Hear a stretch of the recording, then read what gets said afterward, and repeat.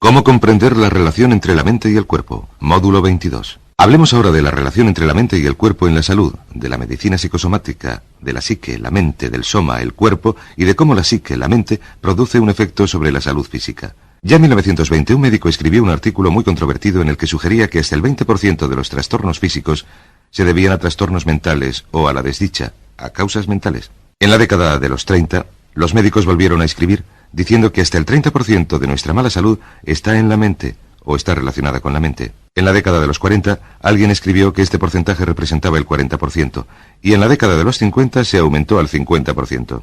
Los profesionales médicos tradicionales se oponían enérgicamente a cada aumento.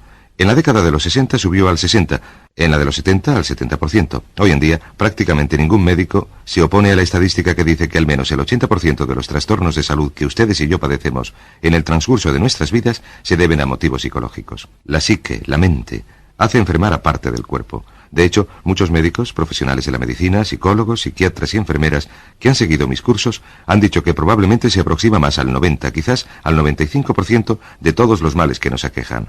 Los resfriados, las gripes, las enfermedades de la piel, los ataques al corazón, las enfermedades del riñón, la artritis, las embolias, incluso el cáncer, tienen un origen psicológico. De modo que hoy quiero hablar del estrés y de la tensión nerviosa. Quiero hablar, en esta sesión, de lo que existe en nuestra mente que crea en nuestros cuerpos la situación que nos hace enfermar. Sabemos, porque hemos hablado del tema antes y muchas veces, que, en cierto modo, decidimos enfermar. El doctor Carl Simonton, que trabajó durante muchos años en Fort Worth, Texas, escribió un libro estupendo llamado Getting Well Again, ponerse bueno otra vez, y escribió artículos excelentes sobre los aspectos de la enfermedad correspondientes a actitudes. Y averiguó que es interesante observar que la gente parece decidir enfermarse para hacer frente a una situación en la vida que les resulta desagradable, y cuanto más seria sea la situación, más seria será la enfermedad. Por ejemplo, si no se sentían valorados en el trabajo, les daba un resfriado. Si les parecía que les explotaban, les daba la gripe. Si les parecía que su matrimonio o su relación o toda su vida profesional era un desastre y no querían hacer frente a este hecho, les daban cosas tan graves como enfermedades cardíacas, embolias e incluso cáncer. También averiguó que la gente decide ponerse buena, además de decidir enfermar, y que en cuanto una persona decide ponerse buena, todas las posibilidades de la medicina moderna y todas las posibilidades del sistema inmunológico del cuerpo empiezan a funcionar para hacer que se pongan buenos. ¿Qué son el estrés y la tensión nerviosa? Hablemos del estrés y la tensión. Cuando hablamos del estrés y la tensión sabemos que son manifestaciones de algo que va mal en nuestra visión del mundo.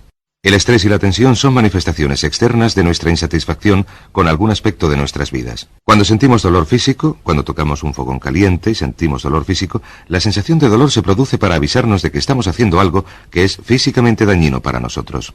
El estrés y la tensión nerviosa se producen para avisarnos de que estamos haciendo algo que es mentalmente dañino para nosotros y que, a no ser que hagamos frente a la situación, con el tiempo nuestra mente hará que el cuerpo enferme. Y que la enfermedad es nuestro modo de evitar hacer frente a la situación. Podemos ponernos tan enfermos que lleguemos incluso a morir.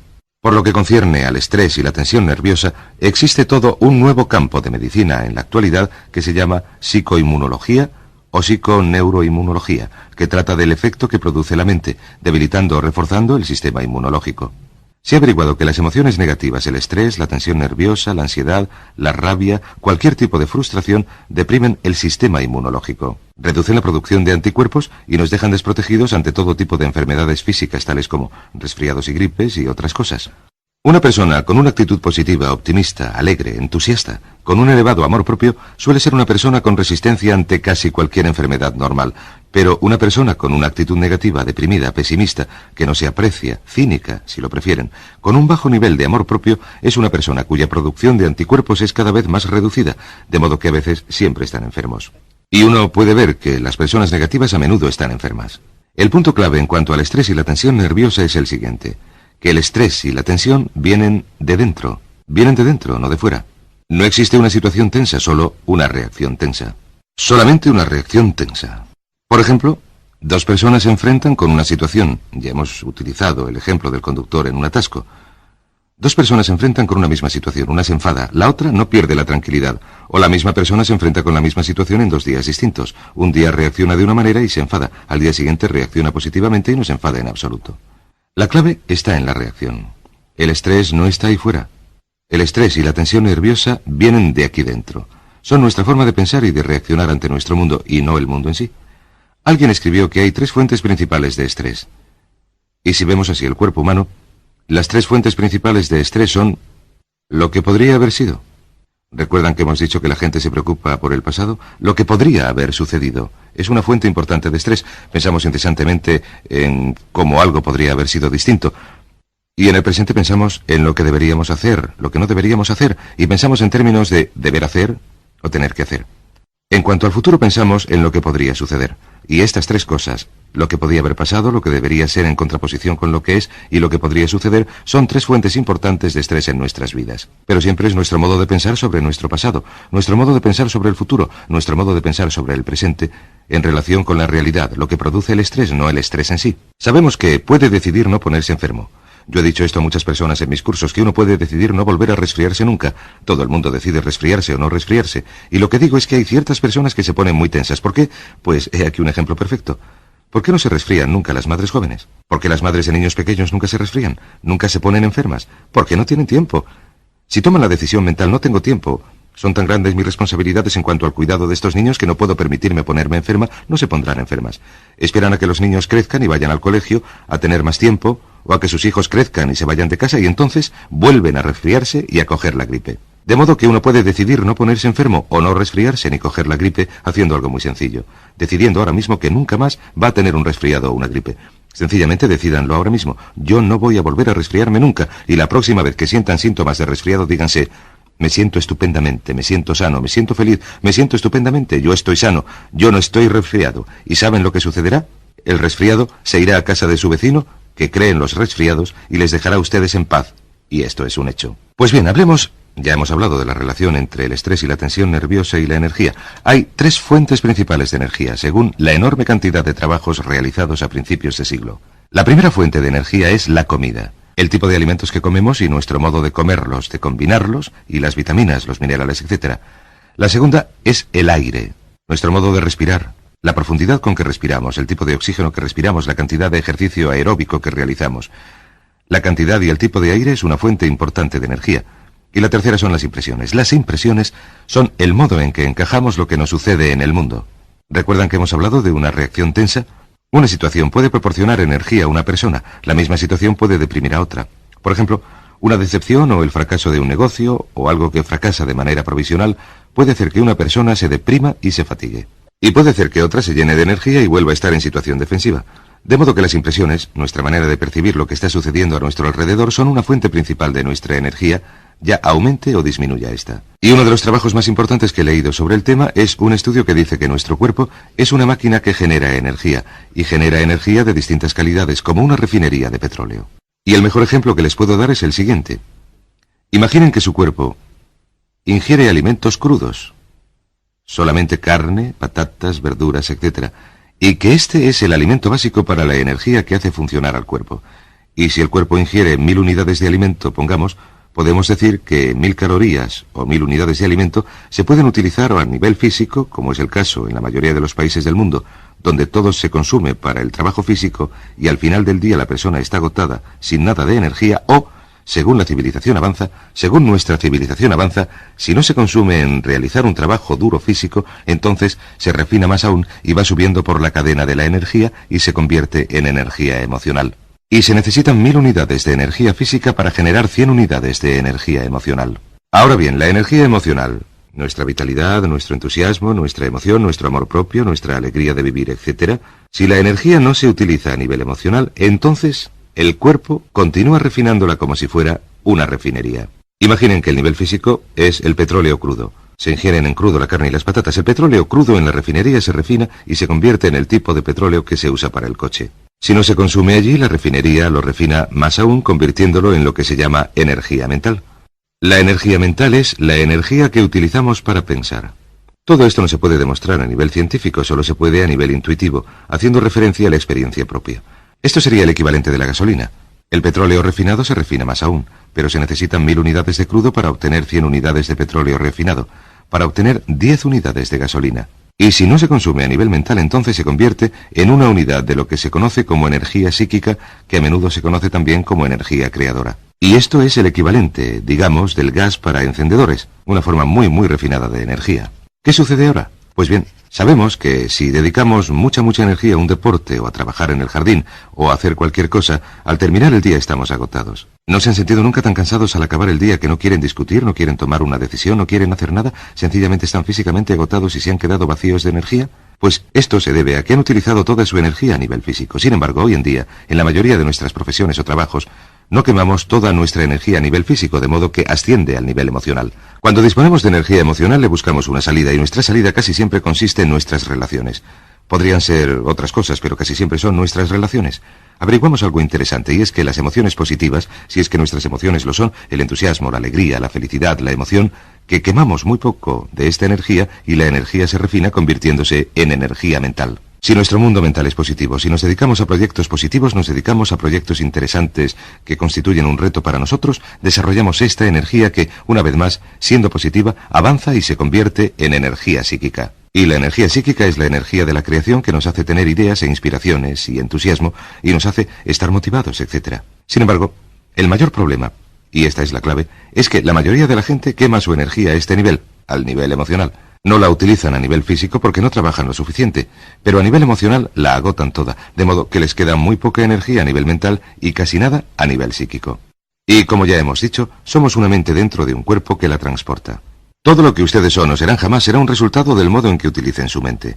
Si toda su energía se quema a nivel emocional por medio de la negatividad, el miedo, la ansiedad, el estrés, la tensión nerviosa, la ira, lo que sea, si toda se quema a nivel emocional, no tendrán nada de lo que se conoce como formas superiores de energía con las que construir una vida estupenda, con las que construir una vida maravillosa para dedicarse a actividades felices y gozosas, para ser creadores, para hallar soluciones, para establecer metas, para creer en ustedes mismos y así sucesivamente. El motivo por el que menos del 5% de la población desarrolla plenamente sus posibilidades en cualquier generación se debe a que la mayoría se preocupa al 100% de lo que se conoce como la expresión de emociones negativas, y esta es la clave. La expresión de las emociones negativas es la que quema toda nuestra energía a niveles inferiores. De modo que a niveles superiores no disponemos de ninguna energía con la que desarrollar nuestras posibilidades. Ya hemos dicho que una actitud mental positiva es esencial para el éxito, que el 85% de lo que nos sucede va a estar determinado por las actitudes, que el 85% de nuestro éxito está enlazado con la calidad de nuestras acciones internas y de nuestras relaciones con los demás. En otras palabras, el 85% de su éxito en la vida está relacionado con las emociones positivas. Sin embargo, si queman toda su energía emocional a este nivel, en la expresión de emociones negativas, hablando con los demás o con ustedes mismos de cosas negativas, pensando en cosas negativas, comentando cosas negativas, criticando, condenando, quejándose, etc. Si hacen esto, lo que sucede es que no les queda energía para subir hasta aquí. Y aquí es donde está la gran alegría, la gran felicidad, el gran éxito en la vida. De modo que, ¿cuál es la solución? La solución para unos niveles elevados de energía, felicidad, paz interior, relaciones amorosas, longevidad, es eliminar la expresión de las emociones negativas. Eliminen la expresión de las emociones negativas. Esta es una de las lecciones más importantes que he aprendido en todos mis años y decenas de miles de horas de estudio. Eliminar la expresión de las emociones negativas. Este es el punto de partida para todo crecimiento personal. De hecho, antes dijimos, al hablar de la psicología de la responsabilidad, que la eliminación de las emociones negativas es obligatoria, no optativa. La eliminación de la expresión de emociones negativas es el punto de partida para aniquilarlas.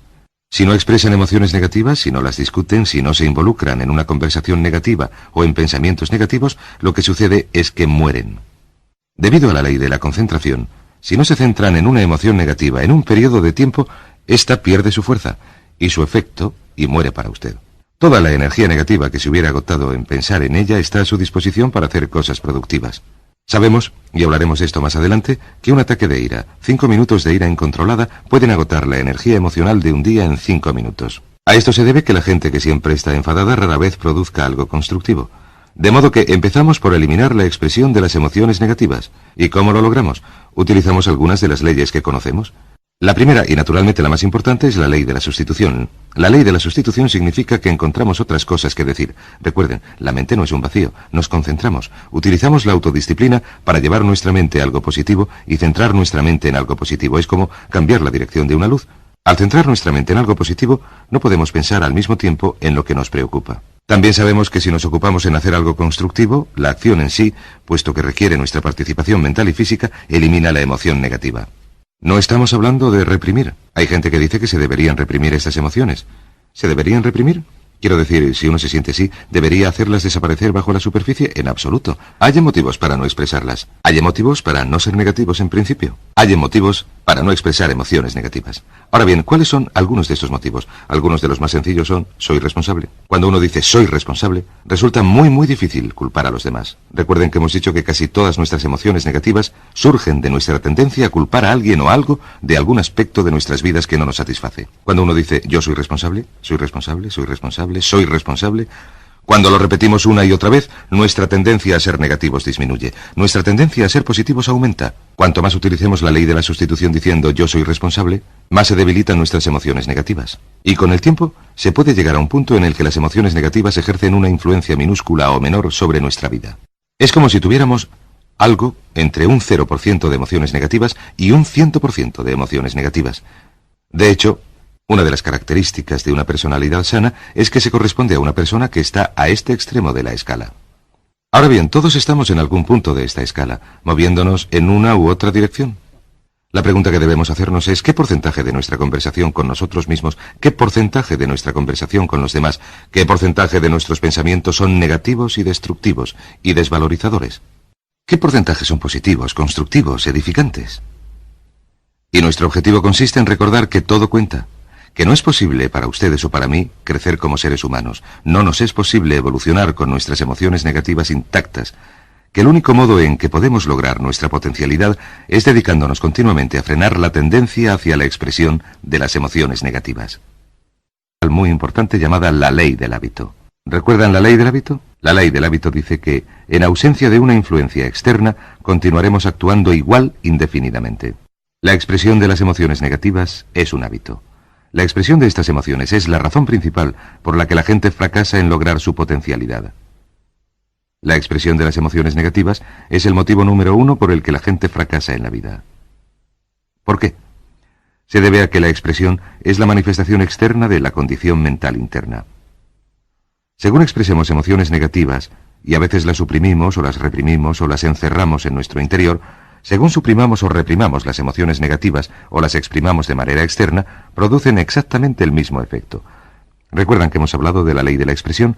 La ley de la expresión dice que todo lo que se imprime, se exprime.